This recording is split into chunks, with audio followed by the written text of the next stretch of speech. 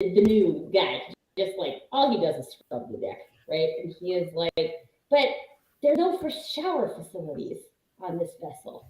And they're like, we just wash up on shore. Oh.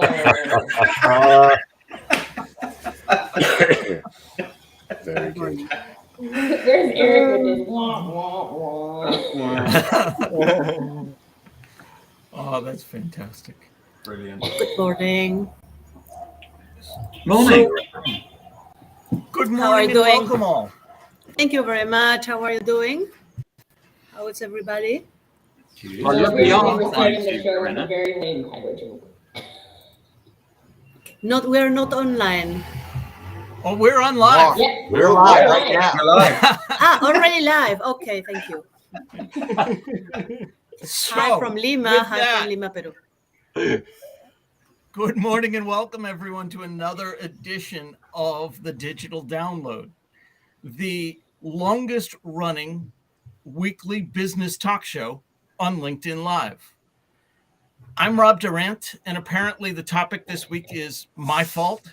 So I will be acting as the host. Before we get into the topic, let's go around the horn with some introductions. Who wants to kick us off? Hello, I'm Alex, founder of Supero and proud DLA partner. Hello all. William. Hi, everybody. Yeah, I'm William Shorten. So I work for DLA as well and also run a consultancy, William Shorten Learning Solutions. Hi, I'm Linwood Ross. I'm the founder and CEO of Accelerate. We're a DLA Ignite partner. I'm based here just outside New York City. Lorena. Hi, I am Lorena Borgo. I'm from Performa. I am also a DLA partner and I am based in Peru, in Lima, Peru. Tim. I'm Tim Hughes. I'm the CEO and co-founder of DLA Ignite. And welcome to everybody and welcome to people in the audience as well. Tracy. Hello, everybody. I'm Tracy Borison, apparently a terrible joke teller, coming to you from Calgary, Alberta, Canada, this lovely morning, and shockingly, also a proud partner of DLA. Adam. Hi, everybody. I'm Adam Gray from DLA Ignite. I'm Tim's business partner, and I've got the flu at the moment, so I'm going to be on mute most of the time. So I will be coughing. So what Rob could have done is last, and by all means least, Adam. So thank you. Never, Adam. And I'm Rob Durant, founder of Flywheel Results, based in the Boston area, where it is negative 40 degrees outside with the wind chill factor. Woo! The interesting thing about negative 40 degrees, that's the same temperature in Celsius as it is Fahrenheit. And that's pretty stinking cold. Really? So, welcome to another edition of the Digital Download. As I said, this started from a conversation we had earlier this week and kind of snowballed from there. I was sharing with the team what I had been teaching to my college freshmen in their career seminar. So the first thing that I shared with them was, if you want fruit from a tree, the best time to plant seeds is 5 years ago. The second best time is today. This week in the Digital Download, we're going to take a look at what upcoming professionals are being taught about career development and networking. It turns out much of what's shared with B School students applies to those open to work, and really anyone interested in career development. So that should be just about everyone. Today we intend to examine the importance of networking and how 2/3 of the LinkedIn population is doing it wrong. We'll talk about the importance of IQ, EQ, And the World Economic Forum's recently coined LQ. And we'll share what effective networking looks like in today's world. I was telling my students, it's not about who you know.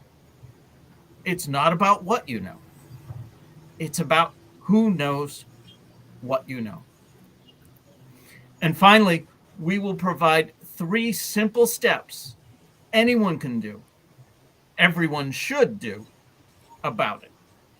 So grab a midday snack or breakfast burrito if you're in North America and join the conversation.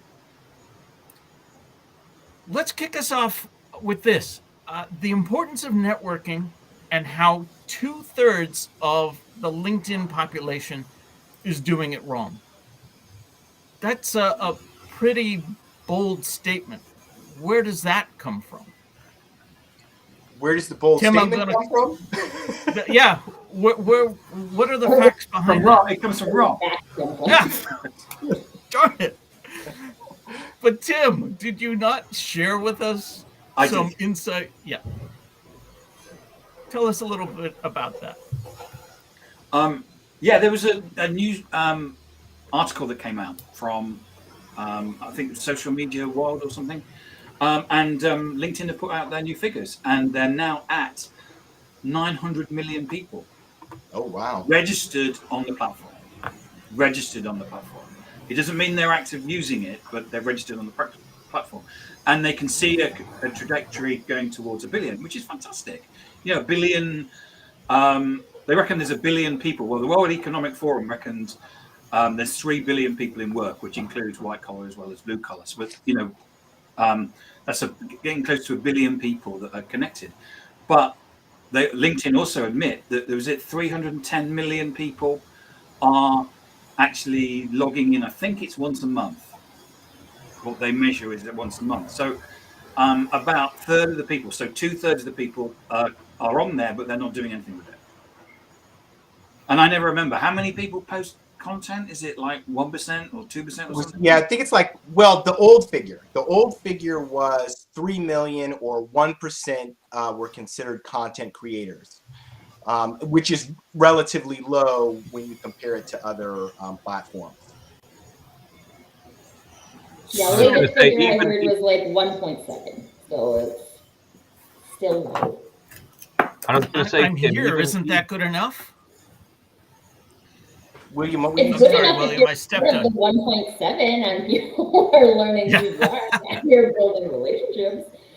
But I think here's the thing about, based on my concept of like networking that works versus networking that doesn't, the tricky piece of social media is that I think a lot of people think they're connected if they're connected. So if you have a connection with a person, or you have a lot of followers, or any of those things, people think that that means they're connected.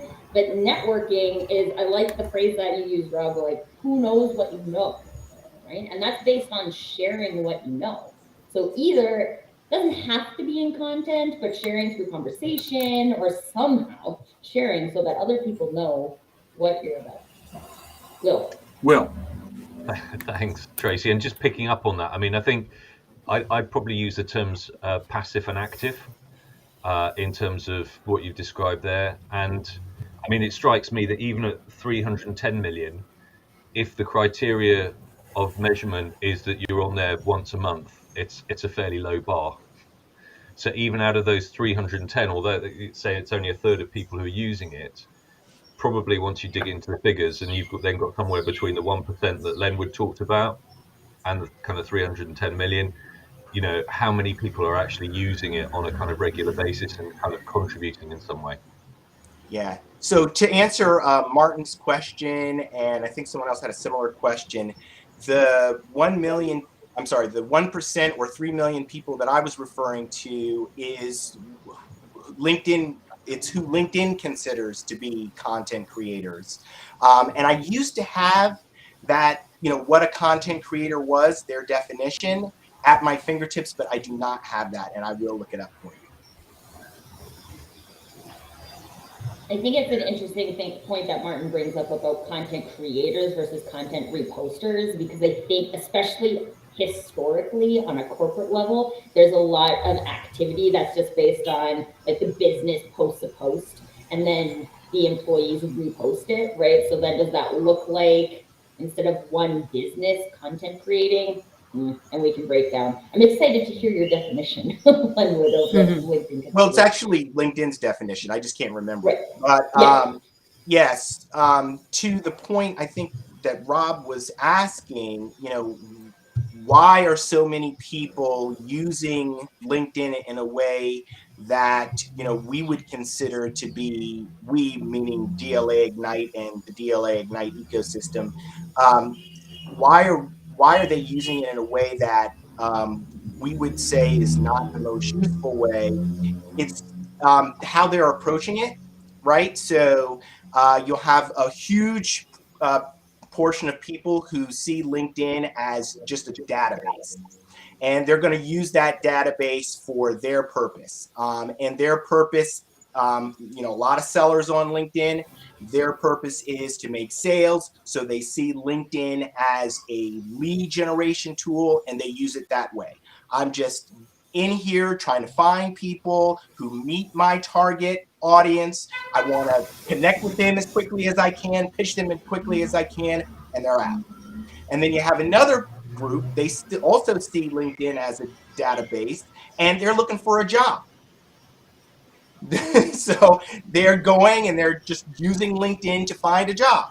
And you have another group, they're using LinkedIn to find people to hire, right? Just in this very isolated. Then you have this very small group of people that are using LinkedIn for relationship building, to generate conversations, okay? And from my perspective, that's the right approach to how you should use LinkedIn. And we can get into why I do that later, but that's how I would break it down, and that's why I would say we think easily 2/3 are not using LinkedIn in a way that is digital forward. It's interesting, Lenwood, those 4 groups that you talked about, the ones that are using it for a selling platform, the ones that are using it to find a job, the ones that are using it to find candidates to fill jobs. LinkedIn actually sells specific solutions to each of those 3 target audiences. Yes. The one they don't sell a solution to is the one that we're advocating for. Be out there, be connecting. And there's really good reason for that, okay? It's called business.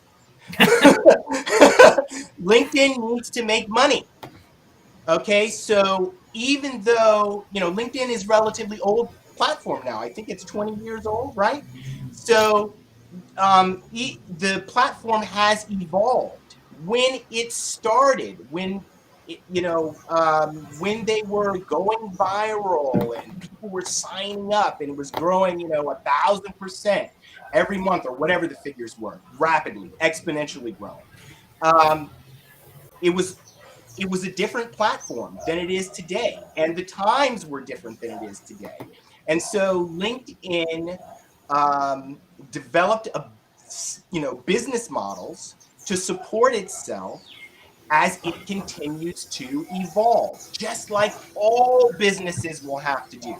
Use it as an example. 20 years ago, it was one thing. Today, it's something different. In 5 or 10 years, it will be something different again. Yeah.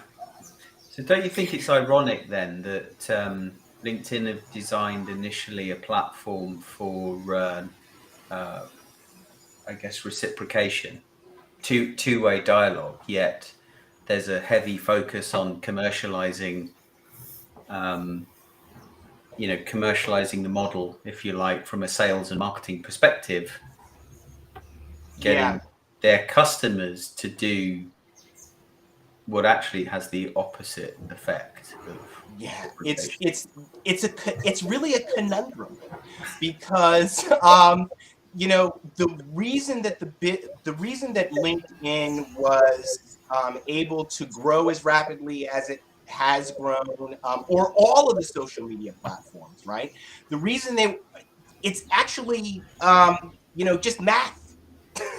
It's just networks, right? All these networks existed, and what these platforms were able to do was digitize those networks. Once they digitized the networks, and it's hard to remember back, they realized, okay, I've got this mass of people. How do I make money from that mass of people? And they've done that, and they've continued to adapt the platforms for the times. But now what has happened is we're kind of stuck in old behavior on LinkedIn, which there was a time when what people are doing with LinkedIn still today made sense. But that time has passed. So Rob, I got a question for you. Sure. You're currently doing some lecturing with these students. What do they see about networks? Do they see a network as important? Do they see, my mother is 85 years old and Adam's is 88. They both have really strong networks.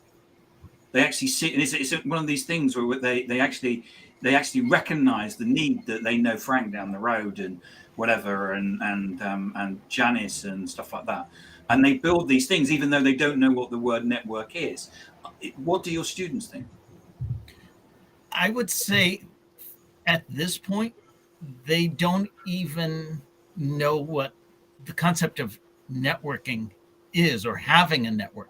They have networks, and they've shared with me, oh yeah, this is my group of friends. This is my college friends. These are my friends from back home. And they connect with them through all of the different social apps, TikTok, Snapchat, etc. But they've never, at least the ones that I've talked with, given any thought to intentionally building their network. And that was the piece that I loved sharing with them. I contend that for a college student, the best time in your life for being on LinkedIn is right now as a college student. Hence if you want fruit, plant the seeds today. But it was more about understanding that as a college student, reaching out to people and building your network, people will generally accept your LinkedIn connection request without question. You'll find that 9 out of 10 people you reach out to, if you have a decent message, if you're not spammy and not selling them something, they want to help college kids because most of us have been there before. And I told them, that's why it's so critically important to build up your network today. Get to at least 500, and 500 is a magical number. Yep. Because once you have 500 connection requests, somebody looking at your profile will see that you have 500 plus connections. 501 or 5,001 or 15,001, they'll never know. But that 500 is that magical number for your network, because people like to connect with others that are connected. And we're all in that position. I agree, Rob. If anyone sends us a connection request, it's nicely written. I'm Stephen Mackenzie, and I'm currently studying at West Sussex University. I'm in my second year doing business. Will you connect with me? Of course you would. Exactly. What happens the day they get a job? I won't connect to them. Exactly. And that's what I told them. So I think there's an interesting piece of this, right? Because the message you just made up, Tim, it's an authentic message, right? Like, this is me, this is where I'm currently at, I'm reaching out to connect with you. There's a practice in there that can transition into, if you're job seeking, so the career development piece, if you are a salesperson trying to make connections, or running your own business and trying to make connections, or you're trying to get investment funding and you're trying to make connections. Like, sometimes I think I've talked about this before on the show, but sometimes I'm just like, hey, I stumbled across your profile and you look like fun Pete. I think we should connect. And sometimes people accept it, sometimes people don't. But there's like an authenticity from my perspective that like literally this is why I am reaching out to connect with you. And if you're okay with that, then awesome. And if you're not okay with that, then awesome. So I think it's important from both sides for us to look at like how are we sending out connection requests? Is it intentional? Like Rob mentioned, because I think a lot of things in the digital space lack intentionality. But when we do have that intentionality, how do we show that? How do we show that we're being intentional with that? And then also when we're accepting, how do we equally do that? There's lots of people raising their hands. How do we do that intentionally as well? So I think I saw Will first and then Lorena. Lorena I wanted, spoken yet, yes. so go Lorena. Thank you very much. No, I was getting back to what I would like to get back to what Tim mentioned about networks and 80 plus people having them. And what I think is that the word or the concept of network has been put into value recently. I mean, maybe 30 years ago or something like that. Because I remember, for example, when people, when this, from a business view, you know, use your network, build up your network, and really that time ago, it sounded like too non-personal and too cosification, why are you going to use your network, your relations for something beyond having a friendship or a contact or whatever. So I think the whole concept of networking has been evolving in the last years from a business perspective, and so it is right now on digital. So I think we are learning, and if you ask, for example, Robert, your students, they don't know about that because I think it's we have to learn how to use our networks from a business perspective, but not going beyond, not thinking that it's not right. So that's a little bit my Yeah. thoughts about Will. that. So I think to link some of these things together, I mean, first of all, I think Kenny makes a really good point in the chat about the kind of training that's required to support people to go through this. And I think this leads to kind of part of it, because and I know things have changed a lot since I was 18 or 19. I think we're a little bit, when we're developing networks, you know, it's very natural for us to, you know, we go through our academic process. We'll be very networked usually with the people who are in the same age group as us. But sometimes that won't even kind of extend to a year above or a year below or 2 years above, which in time space is very short. But at that time in our life, it's like it seems like a massive step. So I think, you know, you then take it and say, well, we want you to be reaching out to kind of adults and the outside world. I mean, people just don't know kind of how to do that, and they haven't got the confidence to do that. So there is something around mindset here, part which is down to training, but part of it is to help demonstrate how useful this can be. And the fact, you know, we have these kind of limiting beliefs that we carry around with us, that actually if I reach out, they're not going to be interested in what I have to say. They're not going to be interested in the invitation I'm sending, however well versed it is. You know, that's all the thought processes behind us. And so part of it is trying to understand, well, look, what's the worst that's going to come out of this? And we've all been through this. I mean, we've been through this, probably most of us, in the last 2 or 3 years, as we've come over into the social world and given it a go. And we're a bit more kind of mature, and we've learned how to deal with it. So there's something about, yes, the training and the support, and also kind of saying, look, this is fine, and it's not going to work every time, but go out there and give it a go, and you may be pleasantly surprised about what you manage to achieve. Can I share a story with you? I think it will be helpful to thinking about how we should approach what we're doing on LinkedIn and actually overcome some of the mindset issues or limiting beliefs that we might have when we're working on LinkedIn. So when I was in college, if I had maybe an interest in a girl that I might like to date, I don't know her, okay?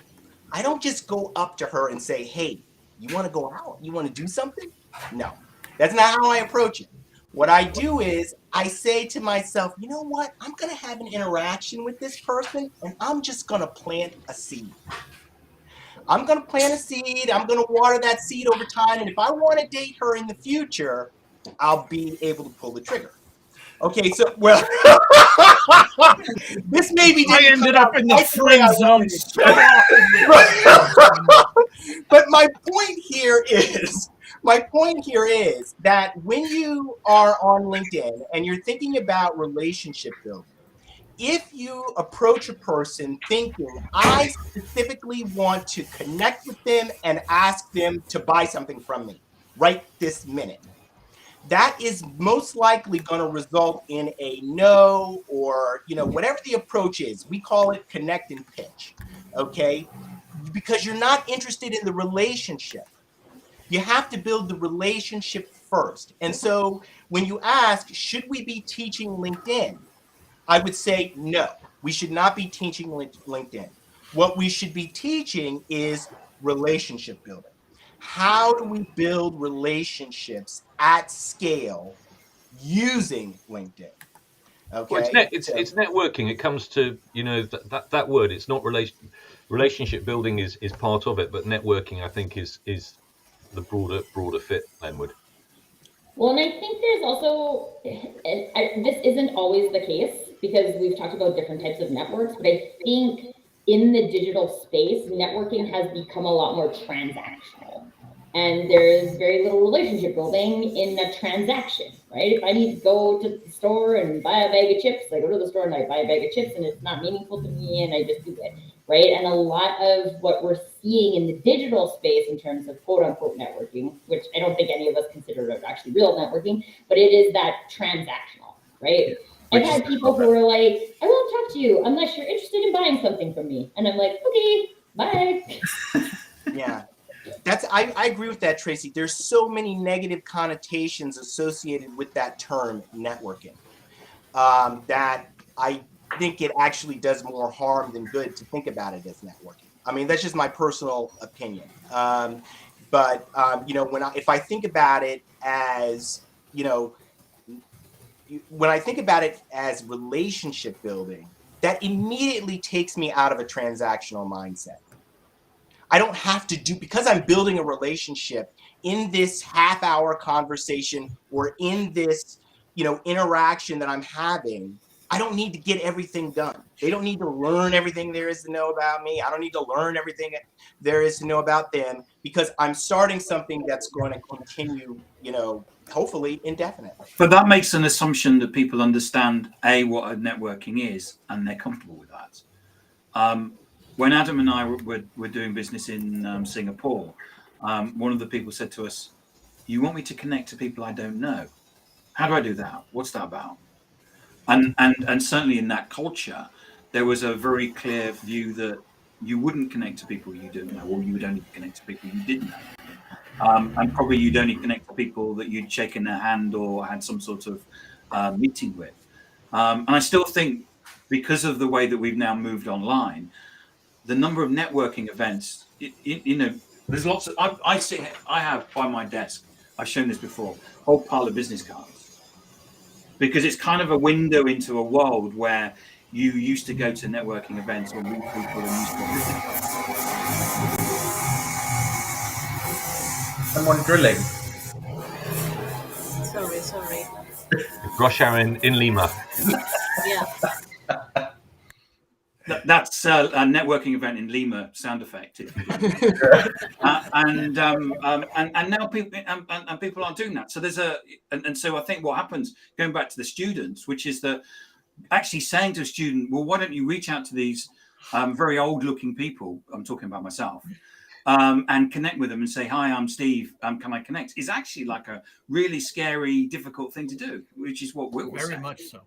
Very much so. And I remember being that age and hating just the word networking. Networking was a 4-letter word. Yeah, but the reason was because networking in my mind was, it's all about who you know. And I didn't grow up in a family that knew a lot of influential business people. I grew up in a family of teachers, and how networking, who you know, that's unfair. If you want to get a sense of equity and fairness, speak to a college kid. They know all about what's fair. It's only as we become old and cynical that we realize, oh, life isn't fair, and I just have to pick up the pieces and deal with it. They're not ready to pick up the pieces and deal with it yet. So that's where I was assuring them that it's more than just what you were born into. It's more than just who you know. Yeah. And I also have a section of honors students. I can relate to them as well. Going through school, I was an honors student, and I was of the belief that, you know, if I just got the right grades, then the next thing would come to me. And guess what? It didn't. But when you put together who you know with what you know, and you start to make those connections so that people know you and know what you know, that's when I started to get traction. And oh, by the way, that's when I really started to enjoy networking. Me, I'm a teacher at my core, is what I like to say. Where that stems from is I'm a helper. I'm a helper at my core, and teaching is the way that I do that. Networking for me is getting to know somebody new, figuring out what they might have going on, and where I can contribute. Malcolm Gladwell, in his book, The Tipping Point, talks about connectors. And it's all about seeing this person over here with this need, and meeting this person over there that solves this problem, and putting them together. That for me is fabulous. That's networking. And that's what I'm trying to instill in the students. And I laughed at the comment earlier. Do you think this should be taught? Well, that's exactly what I'm doing. And I'm kind of doing it in a skunkworks way, because LinkedIn wasn't really a major part of the lesson plan until I doctored it a little bit. Can I connect the thought that Tim had and your thought, Rob? And it's this idea of how do I talk to or engage with someone that I don't know? So when we think about the event, like the conference, right, where people we don't know come together and somehow we find something to talk about, what's the thing that is bringing that group together is the content. It's the speaker that they've invited to talk about a specific issue. Okay, so that brings people from all around the world who we don't know to a single location, right? A physical location where we're all going to focus on this thing that we care about. And if I want to network in that environment, all I need to do is say, what did you think about what the speaker said about X, Y, and Z? And this is what I think about. And so now we're having a conversation with someone we don't know, and we're getting value from it, right? That same principle applies to LinkedIn. We can begin to have conversations with people we don't know when we focus on the content, the thing that's bringing us together in this particular moment in time, a post or what have you, and we engage them about that content. That's it. Yeah. Very similar to Ahmed's comment. You know, networking, one person may Pretty good. feel that someone is close, and the other one does not believe the relationship is close at all. That's exactly what happens in these types of transactions. And whether it's close or not, it's the start of something, or it's the start of nothing.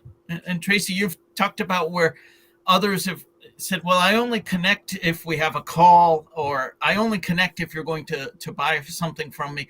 And very quickly you weed out those that aren't aligned with how you want to move forward. It's swipe left or swipe right. Exactly. Well, and I think too, it's interesting. I hosted a conversation a while ago, and Ledwin was there, and one of the things that came up in that conversation was like, how much do you reveal about yourself, right? Because I feel like if you're the person in the party who feels like there's a closeness, it's probably because you've revealed something about yourself that you don't reveal to all people, right? And these are the types of things too that it takes practice, but you get to like pulse check them, right? Like, oh, I revealed this type of information and this person is not interested in going there at all. So although I think maybe there might be something here, that person isn't playing my game and I'm just gonna leave it. And at the same time, no two people are ever having the exact same experience, right? So you may not know what's going on. These are real people, right? So real people have lives that exist outside of whatever conversation you're having. They have challenges, they have emotions, they have experiences that you don't know about. And I think there's like, again, when we talk about moving away from a transactional interaction, we're talking about it's just being more human, right? Are we being supportive? Are we being compassionate? Are we being these things in the digital space? Because we probably would be like, if somebody was sitting next to you crying, you probably would just like give them a minute and be like, I had this scenario with my 4-year-old yesterday, but like this person needs a minute, right? And Rob, at the beginning, sorry, Tracy. At the beginning, you talked about the World Economic Forum. Yes. And this thing called LQ. So I know what IQ is and EQ is. So what's LQ? I took it to mean learning quotient.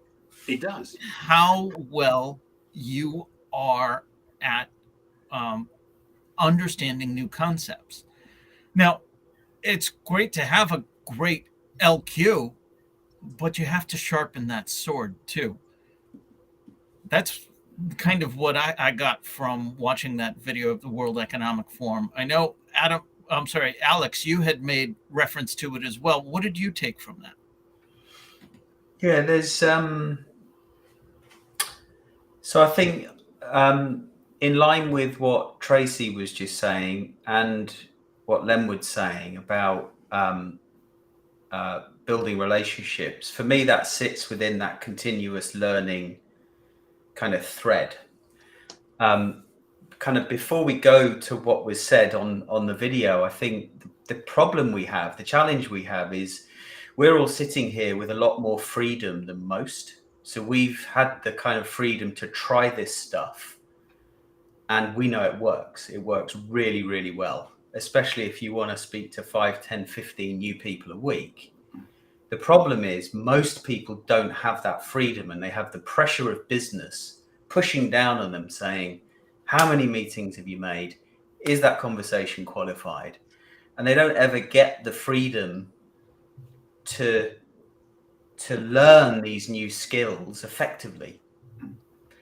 And so when I think about that continuous learning spectrum, thread, I kind of start to think about, well, who is responsible? Is it the individual? Maybe, but then are they allowed? Do they have the freedom to do the continuous learning that they want to? Is it the employer? Is it the universities? And was it the UAE minister talked about the fact that in the UAE, they want the universities to stay engaged with the learners, the alumni for their life, their career. Free of charge. Free of charge, yeah. Or is it the government? Where does who's accountable? Where does the responsibility sit? Because, for me, I'm the best thing I ever did was to learn this new skill, thanks to Tim and Adam. Really kind of opened my mind to the art of the possible, but I wouldn't have had the freedom to do that if I wasn't running my own business. Right. Well, this is actually a problem, this learning quotient problem, this challenge of how do we do learning, how do we do any of this stuff when the environment that we're in is moving so rapidly, right? Business is changing so quickly. And that's really the fundamental problem, actually. General Stanley McChrystal said about the war in Iraq, he said, you know, the US Army has all the skills, we have all the technology, we have all the resources that we need, but we're still losing. And the reason he said that they were still losing is because the battlefield was changing so rapidly. They were ill-equipped for the environment in which they had to operate in. And so that's where he came up with this idea of the team of teams, that really the issue is adaptability and interoperability, is having teams that are moving very quickly and able to work well with one another. This is the same challenge that we face in business today, that we can't operate because the world that we live in, the digital world, is an exponential world. We cannot afford to approach things in a linear way. Like Alex was saying, hey, we don't have time to stop our work and learn and then come back to our work. That approach no longer works because the world is moving too quickly. So what we have to do is actually learn while we are working. We have to integrate our skill development with projects that solve business problems. That has to happen because the world's moving too fast to do it in a linear way. I think that's a great way to learn, though, when you're learning on the job, but it's not when you don't have the freedom to learn properly, where you've still got that pressure. Oh, you've been learning that for 2 months. What are the results? It's like, okay, hang on. Yeah, that's why the learning, especially from a business perspective, the learning has to be in the context of solving a business problem. So as we are solving this business problem, we are going to learn the skill that's going to help us to solve it. Yeah, and have the support from the leadership team. And have the support from that helps you with the support from the leadership, because leadership is all about time and money, right? And so we don't have time to everybody stop and then go and learn. No, that won't work. If you can learn the thing you need to know and solve a business problem for me, now I'm on board with you. So anyway, that is interestingly enough, the leaders that they has assembled for this conversation at the World Economic Forum, they were really talking about that. They were dancing around this issue of continuous learning or learning quotient and adaptability, and how do we make this an ongoing process? And I think from their perspective, they saw the biggest challenge as being with the individual, because even when I graduated from school, the thinking was, okay, I've learned, now I go and I start work and I work. And my learning is sort of over. Okay, today, and I think the Minister of Education for the UAE said this most succinctly. What we need to think about is the university is going to give the basic skills, and when we graduate, that's when the learning starts. And there's a role for the employer to keep up with that continuous learning. It has to get into the culture. I would say, some people say it's the business culture, but really it's the culture overall. Everyone needs to get on board with this idea that we have to keep learning, because what we learned 5 years ago is not going to be applicable today.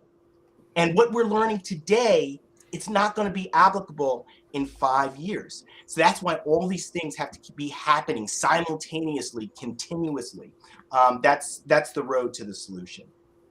Well, can I just I agree with everything that has been said. And I do think, like, one of the things after your original question, Rob, that I thought was that, like, individuals have to choose that. Like, we have to choose to want to keep learning, right? Because if you have a business culture that says, this is what we do, and we continuously learn, and you're like, no, I'm uncomfortable with that. I'm just gonna sit here and do my job. Well, hopefully they wouldn't hire you in the first place if that was actually the business culture. But as individuals, we have to choose that. And then there's also, like, I've had in my personal experience where someone wanted me to learn a specific thing in the way they did it. Like, they wanted me to learn their way of how to negotiate.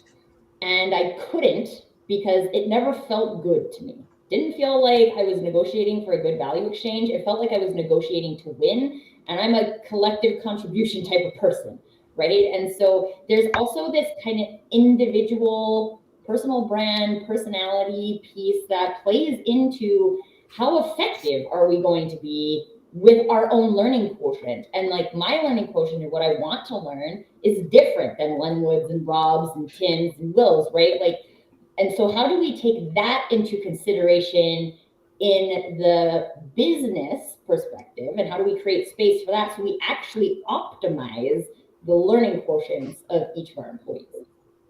So I think there's a lot to unpack here, and we could go down many different avenues, but I'll give you my feeling for what it's worth. So if you look at some more enlightened educationalists at the moment, they say actually the education system is broken.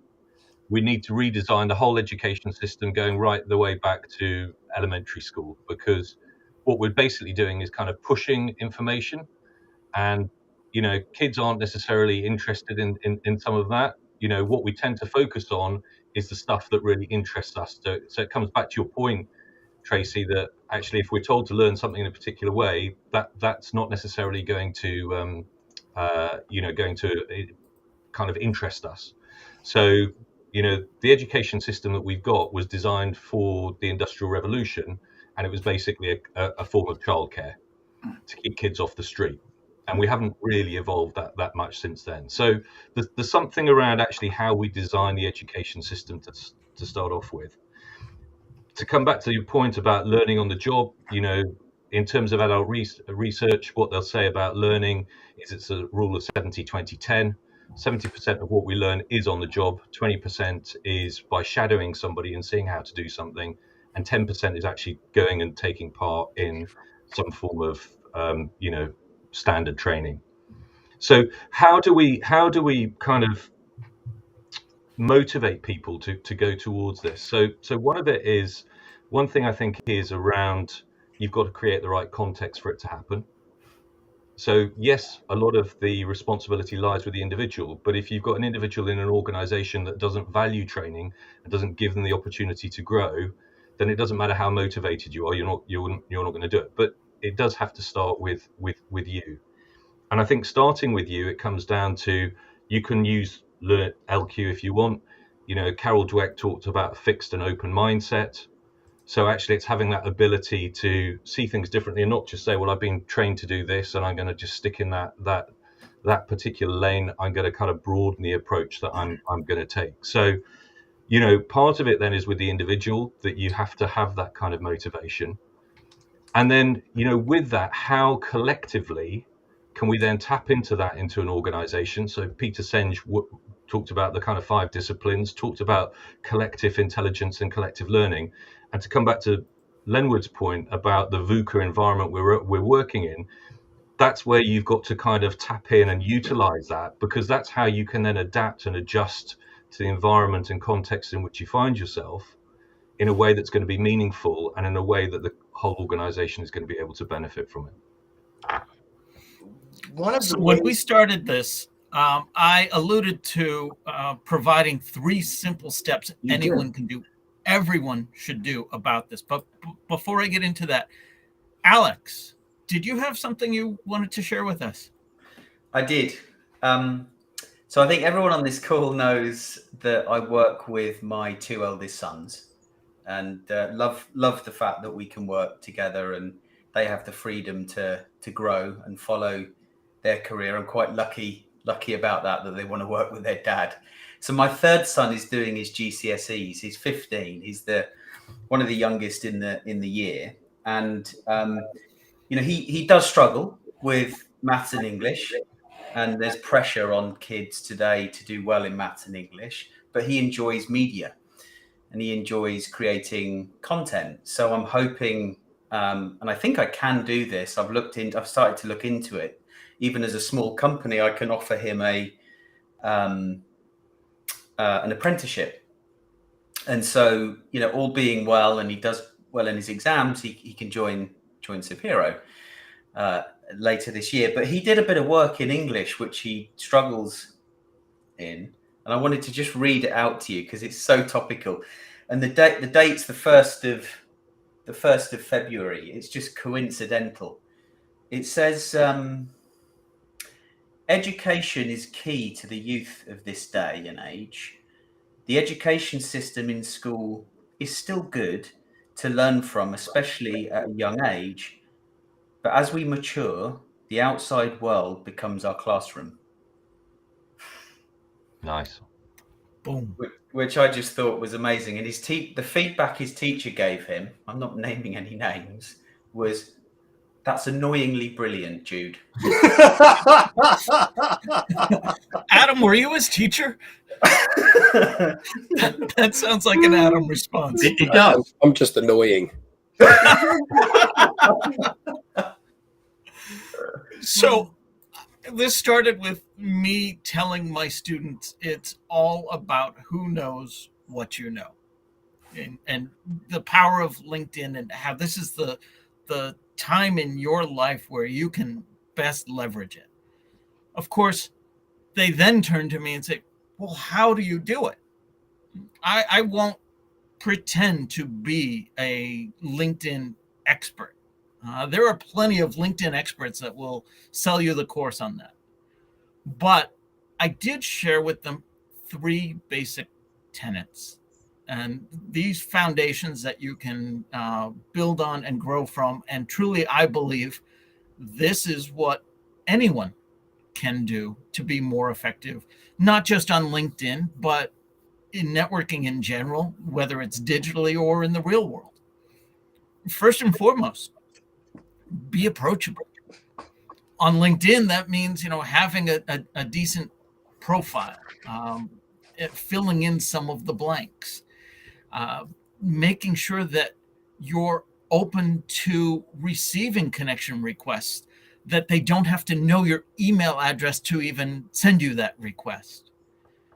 Next, be sociable. If you want to be part of the conversation, first and foremost, be part of the conversation. Comment, like, interact with other posts, and then, ever so brave, start to put your own thoughts out there. And honestly, that was really intimidating to the students. And then I asked them, well, don't you post on Snapchat all the time? Don't you have an Instagram account? Yeah, but that's different. I know. LinkedIn isn't Facebook, right? But put your thoughts out there related to the things that you're interested in, the professional things that you're interested in. And then finally, 3rd step, be helpful. Again, back to the commenting and connecting and so on. Be approachable, be sociable, be helpful. And I think with that, you're going to find your way, whether it's this social platform, some other social platform, or just in general, people will gravitate towards that. Rob, can I add to your list? Please. 2 things that I think would be helpful for those people who are especially introverted and I don't know what to say. Be curious, ask questions. Absolutely. Be curious, ask questions. That goes so far. If you go, anyone who is posting on LinkedIn or engaged in a conversation on LinkedIn, if you ask them a question about what they said, I mean, it doesn't get much easier than that.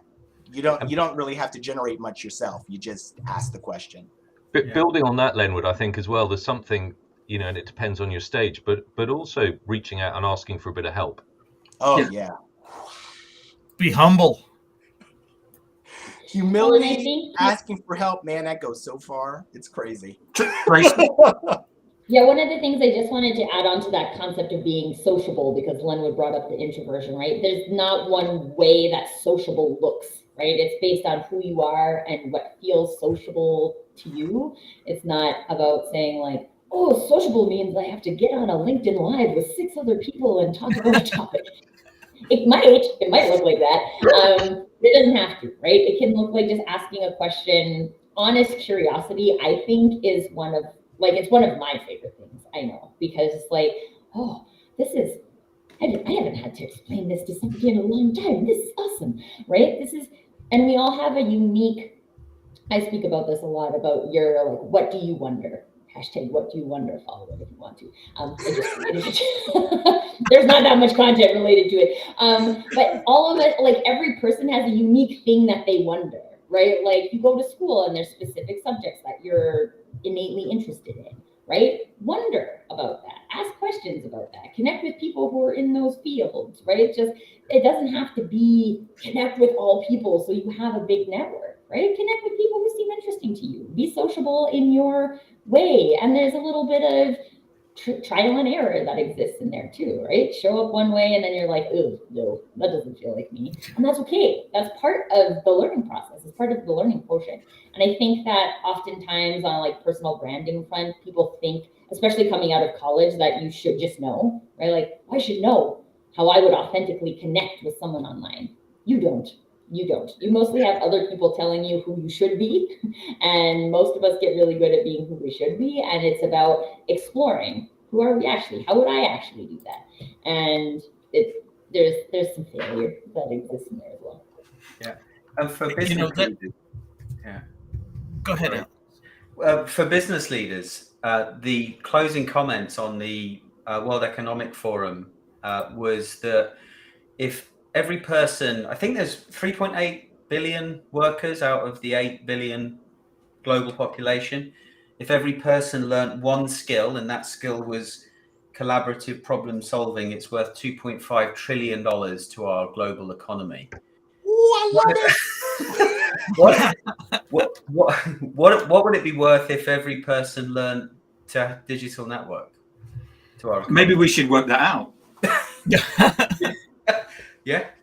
What would it be worth to someone's business if everyone within their organization learned how to do what we're talking about today? Absolutely. Yeah. Right. We should work that out. Yeah. I wanted to come back to, I don't even remember now specifically what it was that you said, but something that you said reminded me what else I told the students. That's the giantest calculator I've ever Yeah, seen. he's going to need a bigger calculator. I told the students, this isn't about becoming an influencer with a capital I. And that's their perception of all of this. Networking on a digital stage is about being a social media influencer. No, not at all. It's just about getting more people to know what you know and learning from them equally. Sounds good. So, but can I 2 minutes? So add to your 3 and the 2 that Lenwood and Tracy and we're going to need 2 stone tablets in a moment. Encouragement. I always, whenever I sit down and I think, what can I say? It's what can I do to encourage? And it's there's that comedy thing where you do the improv comedy, where which you can bring into business, which is to not say, when someone comes up with an idea, usually what happens is you say, but we can't do that because of, what we should be doing is saying, yes, and we could do this. And it's that improv comedy thing. And that's that encouragement, I think, is so key. Absolutely. Indeed. I think that brings us to the top of the hour. Another successful show. I want to thank all of the panelists, of course. It's great to see you every week. I want to thank all of the viewers, all of the comments, some great contributions from the audience this week.